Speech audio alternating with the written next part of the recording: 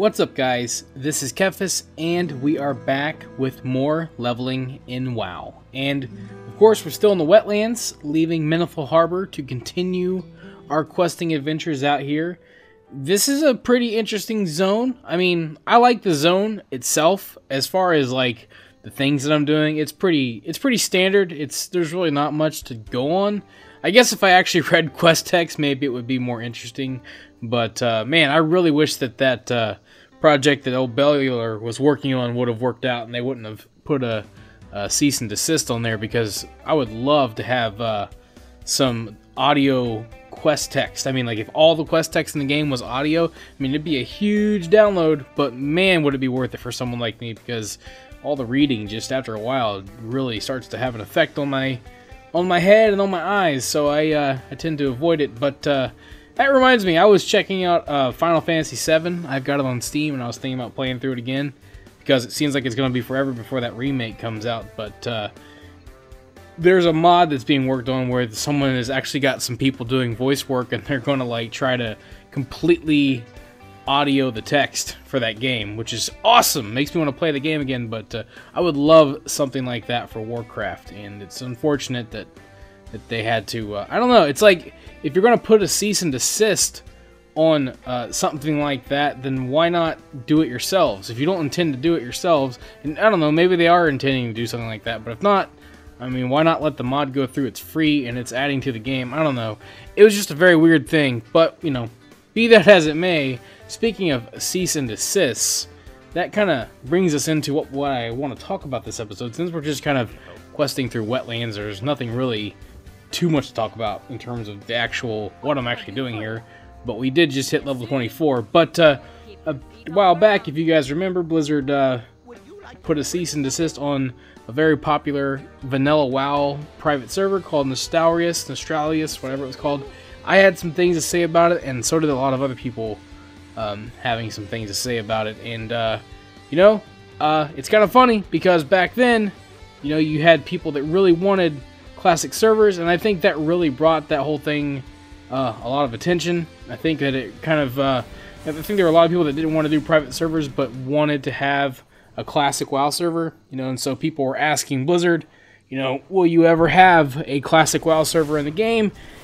And actually, it was J. Allen Brack, if you remember at the time at BlizzCon during the Q&A, who very condescendingly, at least that's how he came across, I don't know if that was his intention or not, but he came across very condescendingly, and he said that no, they would never do private servers, and by the way, you don't want that. You think you do, but you don't. And I know that really ticked a lot of people off, and it should have. It was a very, like I said, I mean, I guess I can see where he is coming from. And he's not the only person that feels this way, where he was coming from at the time. But, you know, you don't tell grown adults what they want. If someone comes to you and says, man, I'd love to be able to play the classic game again, or whatever it is that they want, you know, you can say, we don't feel like we want to do that, we don't feel like we want to pursue that, we don't feel like there's enough interest in that, but you don't tell people what they want and what they don't. And that kind of, you know, that rubbed a lot of people that wrong way. I can imagine being the person to ask that question. That would have that would have really, you know, ticked me off if I had asked that question, and that's what he had said to me. That would just, you know, just what a jerk thing to do. But fast forward a couple years later, after all this time and all the, you know, I mean, there were petitions signed, there was all kinds of stuff going on, and here we are now, and Blizzard has announced that they are going to bring classic servers to the game. In other words, they're going to resurrect vanilla as it was before Cataclysm, before all the updates, probably aside from a few bug fixes and stability issues that was in the game back then. Because, you know, WoW had a pretty rough launch, but, you know, I mean, come on, it was one of the first games of its kind, as large as it was, and, you know, back then, you know, it's kind of forgivable, but, you know, they're going to try to stabilize it quite a bit, and hopefully not change it too much. But I think that, you know, there are some people. I feel like Battle for Azeroth, the next expansion, is going to have. I feel like people are generally pretty positive about it. But I do think that there are people that maybe feel a little underwhelmed with the story, with the game itself. which I think part of that has to do with the fact that before they announced Battle for Azeroth, they announced that we were going to be getting classic servers. I think that kind of, that took the wind out of everyone. That kind of took the excitement right there, and then they went into Battle for Azeroth. And I feel like maybe they should have announced Battle for Azeroth before classic servers, or announced classic servers at a later time, because that really overshadowed, I feel, that really overshadowed Battle for Azeroth. And if you don't understand why that I feel that way and why that is, you need to understand that WoW Classic, as we're calling it, or Vanilla WoW, the original WoW, it's not just nostalgia. It is nostalgia in terms of remembering it and wanting to play it again. A lot of that is nostalgia, but WoW Classic, the original Warcraft, has had more impact on the gaming industry than a lot of games have. More impact than any Warcraft expansion has, where the Warcraft expansions expanded on the game,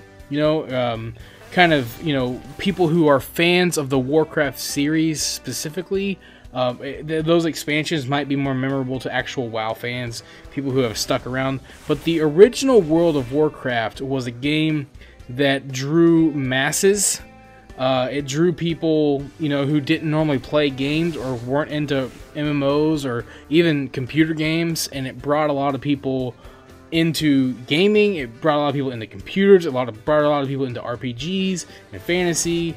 I hate to, don't if you're a lady, don't take this the wrong way, but a lot of gamer nerds' girlfriends got into gaming because of World of Warcraft, that kind of thing. It drew in people that didn't normally game. So Legacy WoW or Classic WoW or whatever you want to call it is a big deal in terms of it coming back, because it's a significant game as it is, and the impact that it's had on the gaming industry is huge news. That's why Legacy servers were making so much buzz, because people remember the old Warcraft more than they remember the new Warcraft, because not as many people, not everybody stuck around. There are still a lot of people that play this game, but I know people are like, well, Wrath had the most players, so why don't they bring back Wrath? And it's like, well, yeah, Wrath did have the most players, and Wrath is highly regarded as one of the best times in the game, but a lot of those players came in because of the game's hype that was built off of vanilla. And, same with BC. Like I said, those were great expansions and they expanded on the game, but the drawing power that was World of Warcraft came from the initial game. And it takes, sometimes things are out for a little bit, and then over time they begin to resonate with culture and society. And Warcraft was a pop culture hit. It was a big thing when it came out. And I think that when not Cataclysm, but by Cataclysm it started to kind of wind down a little bit. But by Wrath and mid to late BC, I think that really started to hit pop culture. But again, you have to remember that a lot of that is because of vanilla, and not because of any of the expansions thereafter. Vanilla was a very unique gaming experience, especially at that time. So when they say they're bringing back classic servers, that is they can announce a new expansion, and people will hear that and say, okay, cool, the WoW guys get a new expansion, whatever, and people who are fans are big into it. But when they announce that they're bringing back the game that millions of people got into and millions of people participated in, I think that is a pretty big bit of news there, and that's why I think maybe it kind of overshadows Battle for Azeroth, and it is going to be a big deal when it comes out. More as more people find out, and that weren't, because BlizzCon has gotten so huge because of just Overwatch and Hearthstone and WoW still being kind of the main event, I think. But it's gotten so big, and people are into Blizzard games so much now. But when you bring back WoW Classic, you're potentially touching an audience that hasn't been there for a while. So that's something to keep in mind, and it might draw a lot of people back in, at least for a time, to experience the classic game as it once was, and experience that bit of nostalgia. In terms of, people have asked, am I excited about it? Absolutely. Will I play it? Absolutely. Will I play that instead of Battle for Azeroth? Ooh, 25? Absolutely not. I'm going to play both.